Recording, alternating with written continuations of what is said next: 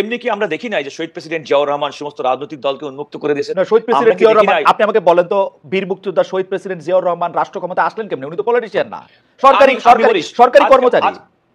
আমি যদি বলে থাকি, আজকের জাতির ঐতিহাসিক প্রয়োজনে শহীদ প্রেসিডেন্ট জিয়াউর রহমান 7 নভেম্বর বাংলাদেশের সিপাহী জনতা। আচ্ছা, আমি যদি আপনাকে বিনয়ের সঙ্গে কাউন্টার প্রশ্ন করি যে ডক্টর ফখরুদ্দিন আহমেদ সাহেবের নেতৃত্বাধীন আগস্ট 2024 সালে এই সরকার কিভাবে আসলো বলেন তো? খুব খারাপ। একইভাবে না, খারাপ না, একইভাবে। তার মানে জনতা, সিপাহী জনতা সেই সময়কার শহীদ প্রেসিডেন্ট জিয়াউর রহমানের রাষ্ট্রের প্রয়োজনে তার মধ্যে একটা স্টেটমেন্টের দরকার ছিল। আজকে এই রাষ্ট্রের প্রয়োজনে এই স্টেটমেন্ট ডক্টর ইউনূস আসছেন, আপনাদের খারাপ লাগছে? আমি সেটাই বলছি। তার মানে কি, রাষ্ট্রের প্রয়োজনে শহীদ প্রেসিডেন্ট যেমন আজকে যখনকার 2024 সালে বসে আমরা যদি মনে করি যে 5ই আগস্ট বিপ্লব পরবর্তী এদেশের ঐক্য, অর্থনৈতিক শৃঙ্খলা ফিরিয়ে আনা, সুশাসন সুনিশ্চিত করার জন্য অন্তর্বর্তীকালীন সরকার ব্যবস্থা ডক্টর ইউনূসের নেতৃত্বে হওয়া দরকার। 75 পরবর্তী বাংলাদেশের সময় শহীদ প্রেসিডেন্ট জিয়াউর রহমান তৎকালীন সময়ের মানুষের কাছে সবচেয়ে গ্রহণযোগ্য ব্যক্তি ছিল, যিনি বাংলাদেশকে লিড করতে পারবেন। এবং জিয়াউর রহমান সাহেব ক্ষমতায় আসার আগে বা লিড করার আগে তো উনি কারো ম্যান্ডেট নেন নাই যে উনি পারবেন কি পারবেন না, জনগণ তো তার এই দায়িত্ব দেয় নাই, উনি নিজের দায়িত্ব নিজে নিছেন, তাই না? খালেদ মহিউদ্দিন, আমি আপনাকে কারেকশন করে দিচ্ছি। শহীদ প্রেসিডেন্ট জিয়াউর রহমানের ইতিহাস দেখেন, সমস্ত ইতিহাস থেকে তিনি আমি ইতিহাস দেখছি, উনি সহকারী সেনাপ্রধান ছিলেন, সেটা থেকে তিনি ডেপুটি চিফ মার্শাল অ্যাডমিনিস্ট্রেটর হয়েছেন। তারপরে উনি জাতির ঐতিহাসিক প্রয়োজনে যেমন করে আমি একদম হুবহু ডক্টর ইউনূসের তাই দেখি, আমি ডক্টর ইউনূসের তাই দেখি। আমি বললাম উনি ক্যান্টনমেন্ট থেকে আসছেন আর উনি গ্রামীণ ফোন থেকে আসছেন, গ্রামীণ ব্যাংক থেকে। আমি সেটাই বলছি যে ডক্টর ইউনূস সাহেবের নেতৃত্বে যে সরকার ঐতিহাসিক প্রয়োজনে 2024 সালে এই জনগণের কল্যাণার্থে আসছেন এবং জনগণের কল্যাণার্থে তারা কাজ করবেন এবং জনগণের সেই সমর্থনটা তারা পেয়ে আসছেন। যেমনটি সমর্থন শহীদ প্রেসিডেন্ট জিয়াউর রহমান, সিপাহী জনতা, আপামর জনগণের দ্রুত সম্ভব কিছু সংস্কার প্রস্তাবের একটা স্ট্রিমলাইন করে নির্বাচনের দিকে এগিয়ে যাওয়া। বিএনপির মতো একটি রাজনৈতিক দল যারা মনে করে যে যত দ্রুত সম্ভব বাংলাদেশে নির্বাচন হলে জনগণের ম্যান্ডেট তাদের পক্ষে থাকবে, সেই দল তো স্বাভাবিকভাবে নির্বাচনের কথা বলবে, এটাই স্বাভাবিক। এখানে আরেকটি কথা বলে রাখি, আমি আরেকটি কথার আগে বেরিয়েছে কাজল, আমি একটু জানতে পারি এইটা আমি আসলে যত দ্রুত সম্ভব বলতে যেটা বোঝানো হইতেছে, আপনি একজন মানে বিশিষ্ট আইনজীবী, আপনি কি একটু বলবেন আপনি যদি এইটার দায়িত্বে থাকতেন এই যত দ্রুতটা কত দ্রুত সম্ভব হইতো? আমাদের পুলিশ বাহিনী এখন কাজ করতেছে না, নানা ধরনের সমস্যার মধ্যে দিয়ে আমরা এখন আসি। আমি একটা কথা বলি, বাংলাদেশে আজকে অন্তর্বর্তীকালীন সরকার নামক যে সরকারটি আমাদের সংবিধানের 106 অনুচ্ছেদে সুপ্রিম কোর্টের আপিল বিভাগের মতামতের ভিত্তিতে চলছে, আমি আবারও বলছি, আমি রিপিট, এরকম একটি অস্বাভাবিক অবস্থা কিন্তু আমরা 1/11 পরেও কিন্তু দেখেছি। প্রায় 2 বছর সেই সরকার ছিল, সাধারণ মানুষ কিন্তু একটা অনির্বাচিত সরকারকে খুব বেশি দিন গ্রহণ করে না।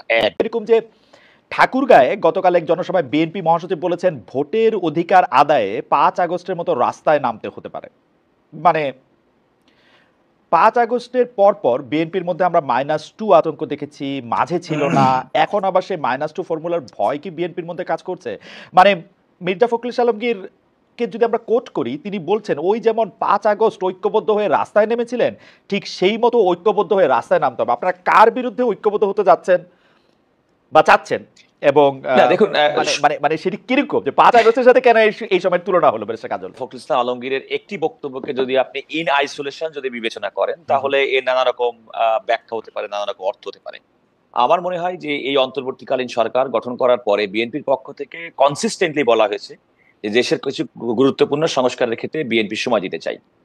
বিএনপির পক্ষ থেকে প্রথম থেকেই বলা হয়েছে যে এই সংস্কারের জন্য একটা নির্দিষ্ট সময়সীমা এবং নির্বাচনের জন্য একটি রোড ম্যাপ দিতে হবে। এবং আমি গত কদিন আগে আপনি যদি খেয়াল করে দেখেন যে প্রধান উপদেষ্টা তিনি একটা ধারণা দিয়েছেন যে কোন সময় নির্বাচন হতে পারে, সেটা হচ্ছে 2025 সালের ডিসেম্বর এবং 2026 সালের প্রথমার্ধে। একদিন পরেই প্রধান উপদেষ্টার প্রেস সচিব তিনি বলেছেন এটা জুন 2026 সাল। আমি একটু বলি, আমি যেটা মানে আমার যেটা আন্ডারস্ট্যান্ডিং, ডক্টর মোহাম্মদ ইউনূস বলেছেন যে 2025-এর শেষে অথবা 2026-এর প্রথমার্ধে। এখন প্রথমার্ধের অনুবাদ আমরা সাংবাদিক শফিক ভাই আর আমি দীর্ঘদিন একসাথে সাংবাদিকতা করেছি, প্রথমার্ধ মানে জুন মাস পর্যন্ত, তিনি সর্বোচ্চ জুন মাসটা পর্যন্ত ধরে রেখেছেন আর কি। না, আমি বলছি মির্জা ফখরুল ইসলাম আলমগীর সাহেবের এই বক্তব্যটা হচ্ছে, দেখেন বিএনপি কিন্তু বিগত হাসিনা সরকারের বিরুদ্ধে দীর্ঘদিন পর্যন্ত আন্দোলন করছে, তার অন্যতম কারণ ছিল মানুষের ভোট এবং ভাতের অধিকার। মূলত গণতন্ত্রহীনতা, খুন, গুম, রাহাজানি, একটা স্বৈর শাসন যে দীর্ঘদিন চলে আসছিল, তার বিরুদ্ধে কিন্তু বিএনপি দীর্ঘদিন আন্দোলন করেছে।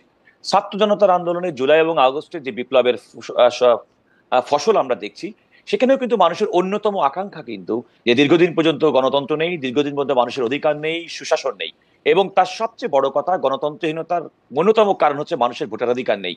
একনায়কতন্ত্র চালু হয়েছিল। সুতরাং এই যে হাসিনা বিরোধী যে আন্দোলন, সমস্ত গণতান্ত্রিক শক্তি, তার অন্যতম উদ্দেশ্য ছিল যে একটি অবাধ, সুষ্ঠু এবং নিরপেক্ষ নির্বাচনের মাধ্যমে জনগণের সরকার প্রতিষ্ঠা করা।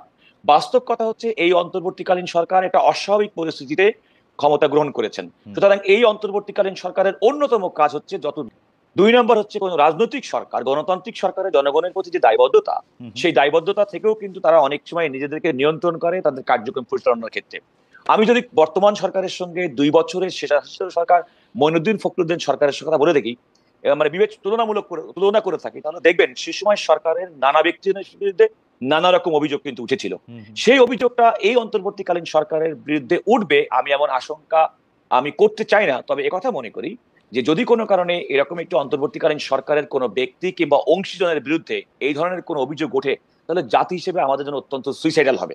আমি মনে করি এই অন্তর্বর্তীকালীন সরকারের যে সার্বজনীনতা, বিশেষ করে 5ই আগস্টের ছাত্র জনতার বিপ্লব এবং দীর্ঘদিনের রাজনৈতিক সংগ্রামের পরে, কিন্তু কাজল ভাই সরি টু ইন্টারাপ্ট, আমি যেটা জানতে চাইছিলাম সেটা আপনি বলেন। মানে আসলে আপনি কি মনে করেন, বা বিএনপির চাওয়াটা কি ছিল? মানে আমি আপনাকে একটু মনে করেন বিএনপির চাওয়া ছিল ওরা 3 মাসের মধ্যে ইলেকশন দিতে পারবে? Is it practical? না, আমি প্র্যাকটিক্যালি প্রশ্ন, আপনি খেয়াল করে দেখেন, বিএনপি কিন্তু প্রথম থেকে বলে আসছে অন্তর্বর্তীকালীন সরকারকে যৌক্তিক সময় দিতে চায়। সেটা কতদিন যৌক্তিক সময়? আমি বলছি, আমি জাস্ট আপনাকে বলি, যৌক্তিক সময় এক একজনের কাছে এক এক রকম। আপনি খেয়াল করে দেখেন, প্রধান উপদেষ্টা বেশ কয়েকটি সংস্কার কমিশন গঠন করেছেন। তিনি স্পষ্টত বলেছেন ডিসেম্বর 2024-এর মধ্যে এই সংস্কার কমিটিগুলো থেকে প্রস্তাবনা আসবেন, সুপারিশ আসবেন। এই সুপারিশের পরে মার্চ নাগাদ তিনি রাজনৈতিক দলগুলোর সঙ্গে বসবেন, তাদের মতামত গ্রহণ করবেন। তাহলে এই সরকারের অন্যতম প্রায়োরিটি হচ্ছে যে একটা সংস্কার প্রস্তাব, বিভিন্ন অংশীজনের সঙ্গে কথা বলে সংস্কার প্রস্তাব দেওয়া এবং রাজনৈতিক দলগুলোর মধ্যে সেগুলো একটা ঐক্যমত সৃষ্টি করা।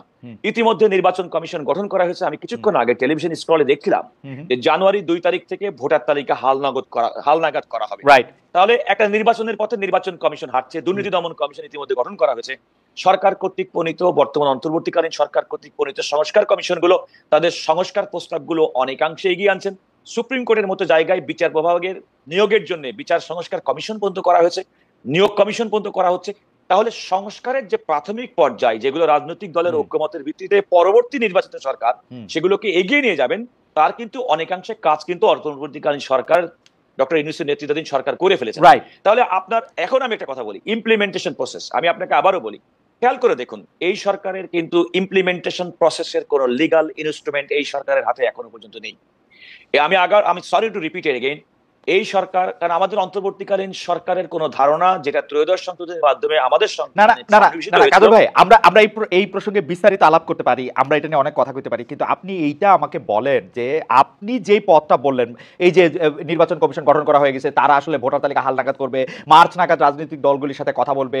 আমার ধারণা জুন বা জুলাই, মানে দ্বিতীয় যে মানে কোরবানি ঈদের পরেই একটা সময় দেখে নির্বাচন কমিশন একটা ডেট ঘোষণা করে দিবে এবং 2025-এর শেষে ইলেকশন হবে। মোটামুটি ভাবে এইটাই বলছেন তিনি, হাতে সময় রাখার জন্য বলছেন, বড় জোর এটা 26-এর প্রথমার্ধ পর্যন্ত।